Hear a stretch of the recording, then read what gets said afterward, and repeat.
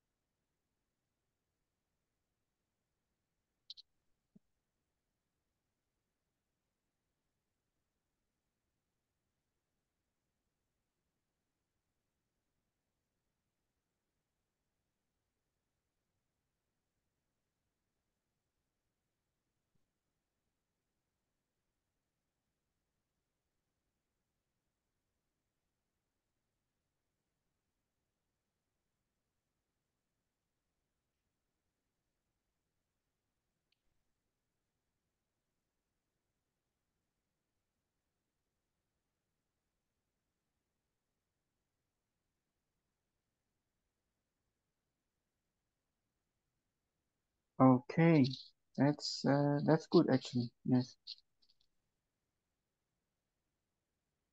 So this compare with is actually which class? Oh, I forgot about that. Yeah, Let me see here. it's in the arrival class. Yeah. It's in the arrival class. Okay. And this search is in the flight management, right? Yes. Okay. And yeah, okay. Good, good. And let me see here.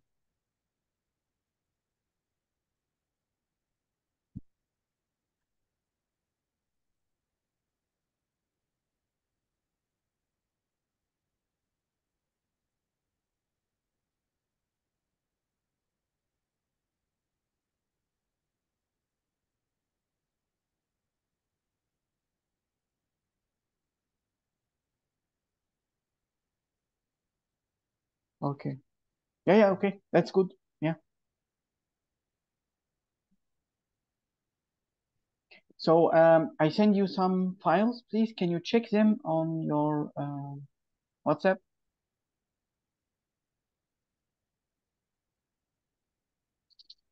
Yes.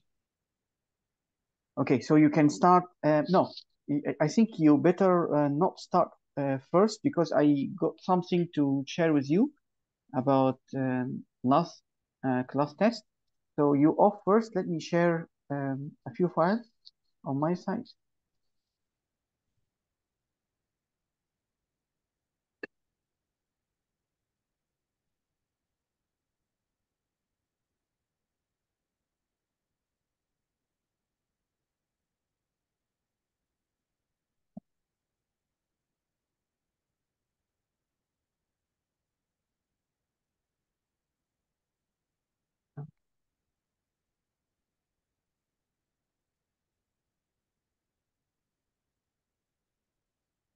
I think you can still remember that question, right? So he's telling Yeah. here that we need to minimize the time. So do you recall what I have told you last time so that I can build on top of that? How can we reduce the time for the rescue robot to spend on scanning and learning the environment?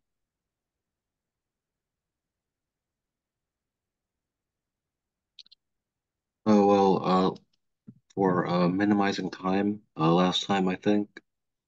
Well, first of all, it's like if you improve like the processing power of the hardware, then that would mean that it takes less time to execute the algorithms, first of all. Okay.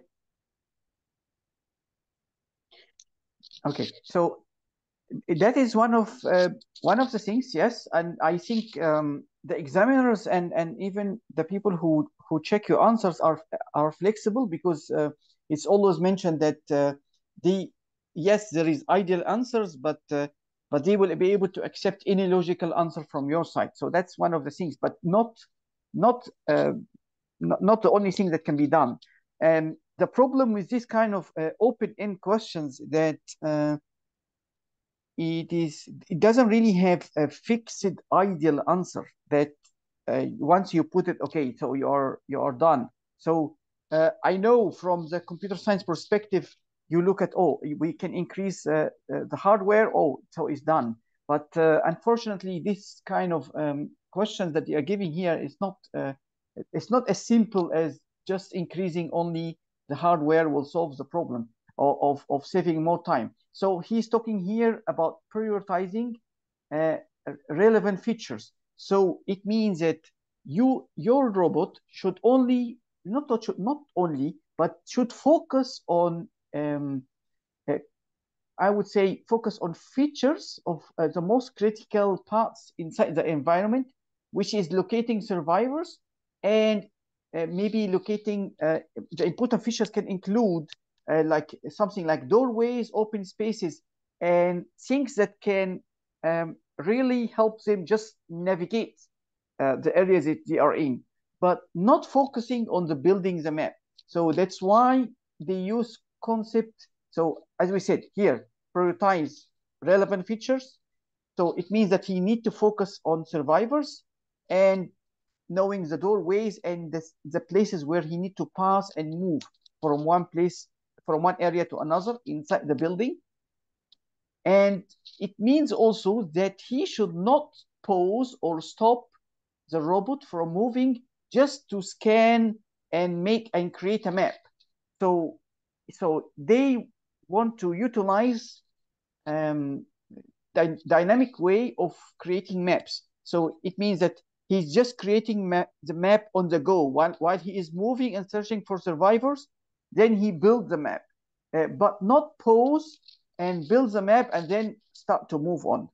So that is the second technique for reducing the time. And I would say, yeah, that is part of what I already explained now, which is incremental mapping. Means that he will build an initial map, and then he will keep creating and adding and refining that map by time as he moves on. Okay, so I want you to also note one thing, that robot, so you might find the robot have to go up the stairs. When the robot, if the robot moves up the stairs and there is a camera that is mounted on top of him, so you have to understand that when the camera take picture for, let's say there is a box here, just as an example. So the way the camera sees the box, okay, and the angle from where it sees the box, actually, it is not so perfect. So it will be an angularized picture. But then once he move up from the stairs and stand up, his view will be different. So it means that not because he sees something, then he will be able to really analyze it and create a map of its presence. He needs different images for the same object from different angles. So so he will get maybe the front part of that box when he's moving up the stairs, or even maybe, yeah, some part from here, and then maybe when he pass beside the object, he will be able to see the object from the side. So only then he will be able to see, to construct a 3D model for that object inside his map. So this is what we call incremental mapping. So, and not just because he scanned something, then he will be able to include it correctly inside his map.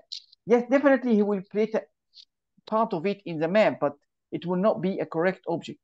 That's why in the next questions, I will explain to you how they are able to actually correct um, the map that they create, because the initial map that they create will contain errors. Okay, so did you get what I mean at the moment? Yes. Okay, so another thing, although it was not mentioned in the case study specifically, but it is possible to have collaboration with multiple robot systems. So it means that if there is multiple rescue robot, they are able to exchange the maps. So it means that this will reduce the effort uh, for one robot to build his own maps alone. So when they exchange maps, that reduce the amount of effort needed, you know? So does this make sense to you? Yep. Okay. So this is 4 points that you're able to use when you are answering about saving the time. Um, as I told you, this is an open-end question. There is no fixed, so not open-end, but this is more to the research side, and it's not an operating system that they have built and it's already solid. And so when they ask you about paging or they ask you about security patches, then there is a fixed answer and that's it. No, this is an open end because it's subject to research. What they discover today might not be valid tomorrow or after tomorrow. They might be bringing up a new solutions or new technology to overcome the current problems. So that's why I can't say that there is fixed answers. Okay. So let us move also here. So um, we talked about that question, which is part of um, um, the global map optimization. So do you recall anything I told you about the global map optimization? Google Map optimization. It is fine if you only can remember. When I ask you a question like that, I don't expect a sentence to come out from you. If you are able to force your mind to give me some words that actually can, these words actually can help me build on it, and it can actually be a way that you are able to recall that information. So you will tie the information that I'm going to tell you to the few words that come out of your mind. So just press your mind to get any words that come to your mind from what I have told you last class.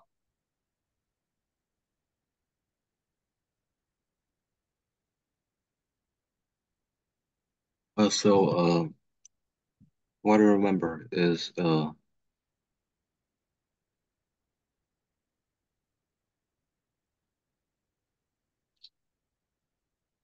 well, it's a technique that's used to, first of all, it's used to like improve the accuracy of like the map that's created. Okay, good. Yes. Okay.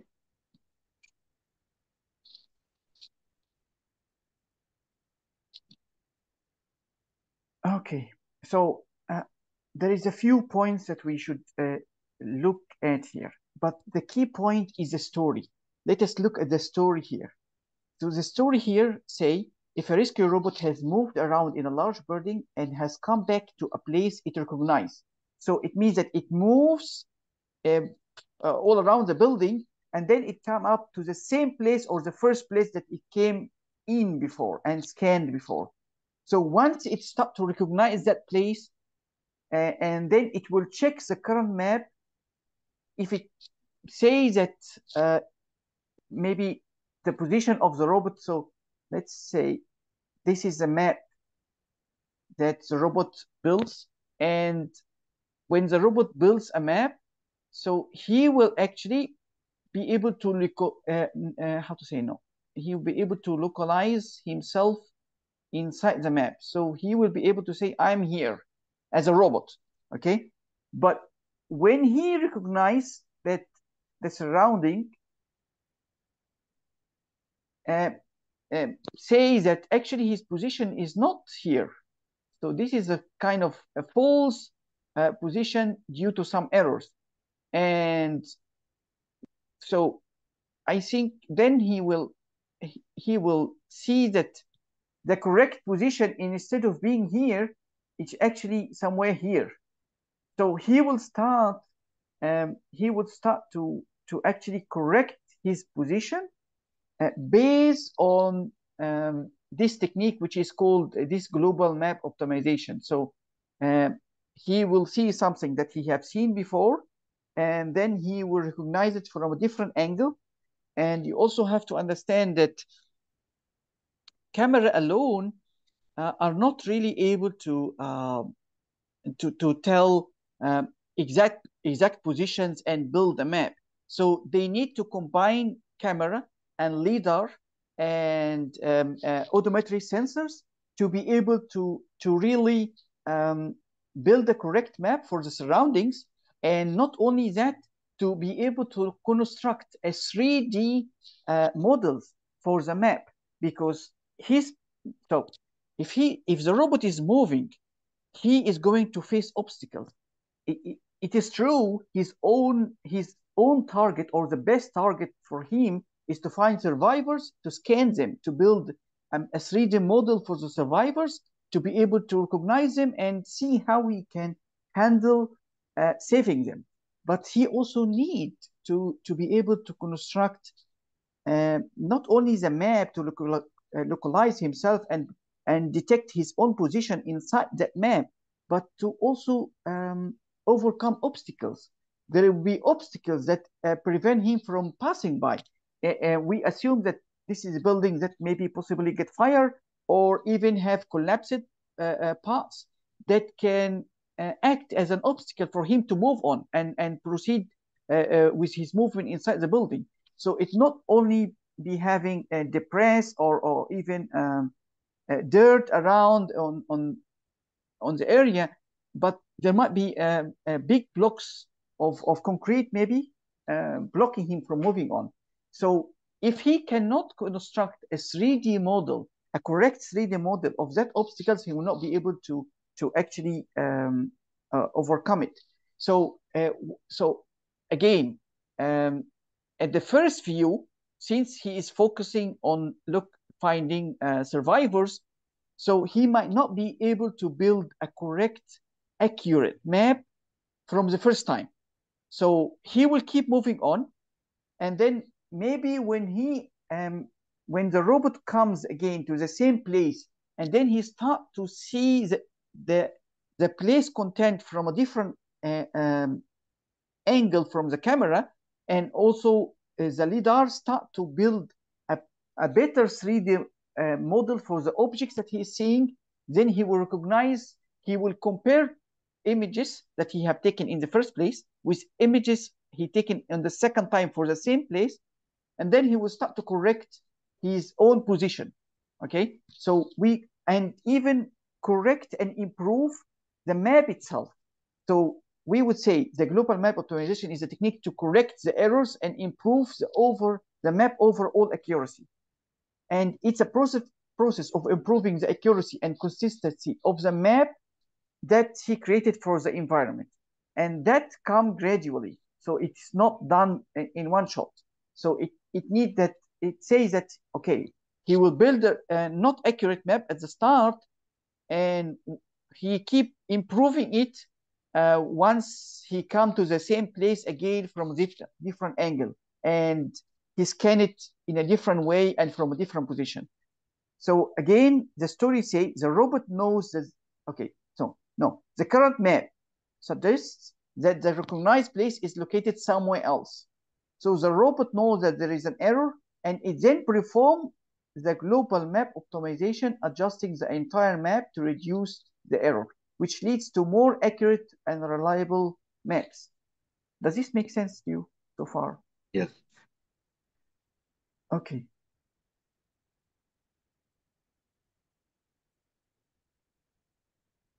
So I would say you need to write a story when you are answering these kind of questions.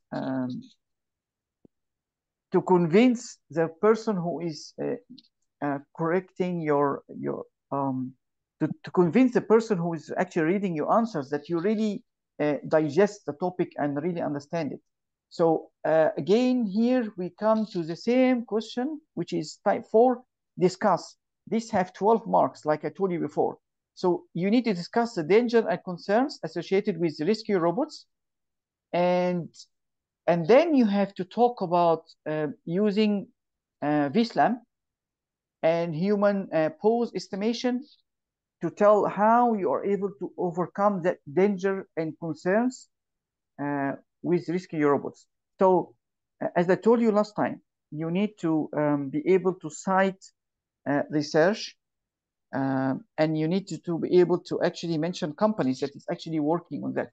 I have done a little bit of an effort to get some initial data for you, but then it's considered as a part of your next homework to actually to check more and to know more data and even read, because you need to write 1 or 2 sentences that can prove that you are able to really you really understand and you really have done a good research. Because I will show you now that a good research can guarantee that you get close to 9 to 12 marks out of all. If you are not able to cite the research properly, you will fall totally behind the 9. You will fall for something from 5 to 7 marks, I believe. You will never be able to reach 9.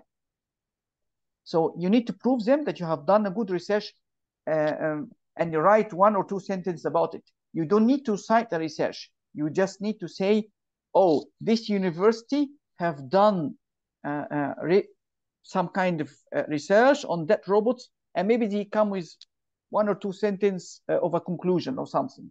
So by doing so, it proves to them that you have done your research. So that is part of some kind of research that have been done. I believe also here that is part of the research, and I already write who have done the research. If you search the topics that I write for you here, then you might get some more information. As I told you, you only need 1 or 2 sentences to prove that you have done your research. So this is something that have been done in Stanford. This is have been done in MIT, and this is research papers. You don't need to read all, just read a summary of it. I think that's enough to get 1 or 2 sentences that you can use or utilize in writing about rescue robots and VSLAM. You didn't need to know more than that. Also, I put for you some information here that tell that, okay, so University of Zurich and Carnegie University and MIT have done some good work or advanced development for VSLAM and HP algorithms. So if you able to write this kind of sentence, that also will help.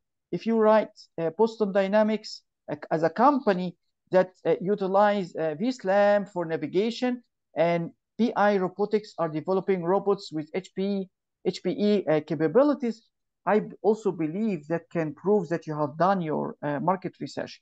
This is only a guidance for you. Please take that information and read 1 or 2 sentences on the Google results that come up to you, so that you are able to remember them. By writing them only here like that, or getting my slide only, I worry it's not really enough to remember them in the exam. So like I told you, this is part of what you need to write. Here, he expects you to write an essay.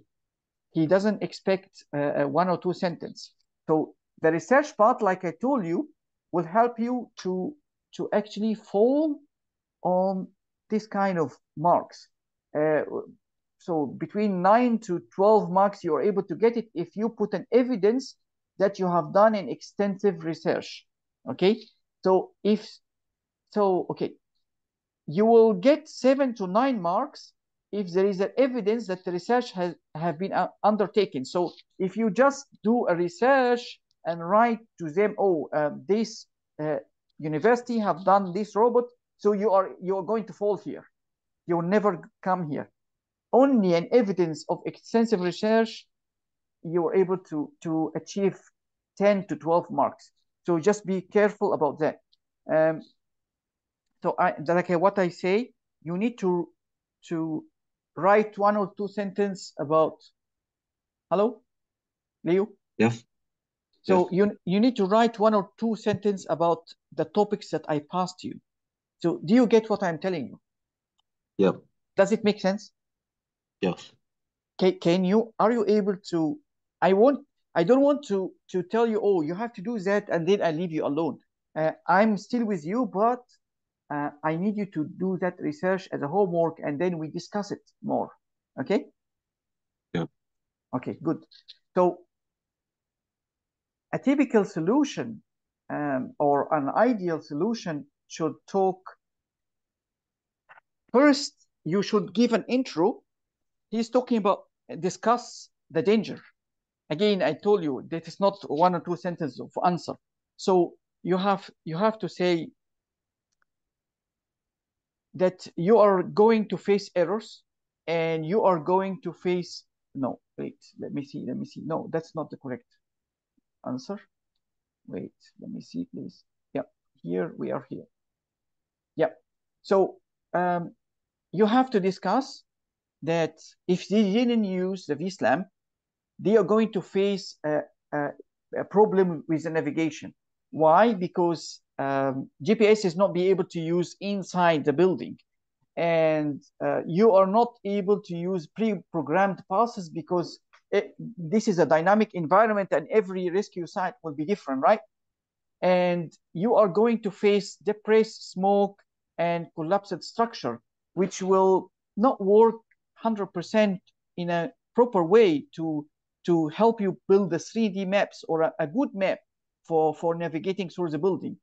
And also, there is a possibility that um, the humans are not able to go in the rescue site and give an assistance. So that's why um, using technologies like VSLAM and HPE can actually solve this kind of uncertainties or limited navigation problems. So, so this is an intro that you have to give. Since he tell you here, you need to talk about the danger and the concerns. So this is kind of an answer that you should give as an intro. And then we start talking about the VSLAM. So when we talk about VSLAM, we have to talk uh, many topics or many keywords that we have to use, especially the keywords that he mentioned to you in the case study. So you will talk about VSLAM techniques. I think we have talking about it enough, and that it will allow you to feature landmarks and visual data, and it will allow you to create a precise localization and mapping in a complex and dynamic environment. So that is just an introduction about visual VSLAM. So, and then you have to tell the VSLAM in combined with LIDAR and odometry sensors will provide actually additional depth in information and motion estimation. So if you use VSLAM alone, actually it's not enough. Why? Because you will have errors. VSLAM alone will create a map with an errors inside it. LIDAR will help actually to build 3D maps, okay? And it will help you be able to get information about the depth of an object in front of you. You see a box, and if you only use a camera, so you are visualizing the box from here. You are not seeing the depth of the box and how it really looks like. So we have to close and open again.